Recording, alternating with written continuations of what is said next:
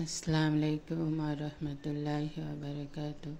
প্রিয় দিনী মুসলমান ও ভাই ও বোনেরা, আজকাল আমাদের অনেকের শ্বেত রোগ হয়ে থাকে। এই শ্বেত রোগ এমন একটি রোগ যার ওষুধ এখনও কোনো বৈজ্ঞানিক আবিষ্কার করতে পারেনি এবং এই রোগ থেকে মানুষ মুক্তি পেতে পারেনি। এই জন্য আল্লাহ তাআলা আমাদের এই শ্বেত রোগ থেকে মুক্তি পাওয়ার জন্য একটি আমল দান করেছেন। আমলটি প্রতিদিন একবার পড়ুন। আল্লাহুম্মা ইন্নী আউযু বিকা মিনাল বারশি, আল্লাহুম্মা ইন্নী আউযু বিকা মিনাল বারশি, আল্লাহুম্মা ইন্নী আউযু বিকা মিনাল বারশি। এই দোয়াটি প্রতিদিন একবার পড়ুন, তাহলে আল্লাহ তাআলা আপনাকে শ্বেত রোগ থেকে মুক্তি দান করবেন।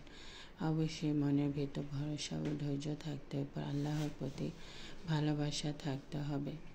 আল্লাহর উপর ভালোবাসা ও ধৈর্য না থাকলে কখনো কোনো কিছু সফল হওয়া যায় না। আল্লাহ সব কিছুতে আমাদের পরীক্ষা নেন এবং পরীক্ষার মধ্যে যেন আমরা সফল হতে পারি, সেই বিশ্বাস ও ধৈর্য থাকতে হবে। তাই প্রত্যেকের শ্বেত রোগ থেকে মুক্তির জন্য এই দোয়াটি অবশ্যই একবার পড়বেন এবং আপনার আশেপাশে আত্মীয় স্বজন যত মানুষ আছে সকলকে এটা জানিয়ে দেবেন এবং আমার চ্যানেলটি সাবস্ক্রাইব করে দিবেন এবং এই দোয়াটি শেয়ার করে দেবেন। সবাইকে বলবেন এই দোয়াটি পড়তে, তাহলে শ্বেত রোগ থেকে মুক্তি পাবেন। যা শ্বেত রোগ হয়ে গিয়েছে তারা এই দোয়াটা বেশি বেশি পড়বেন, তাহলে আল্লাহ তাআলা আপনাকে শ্বেত রোগ থেকে মুক্তি দান করবে। আল্লাহুম্মা ইন্নী আউযু বিকা মিনাল বারশি অনেক সহজ ছোট্ট একটি দোয়া।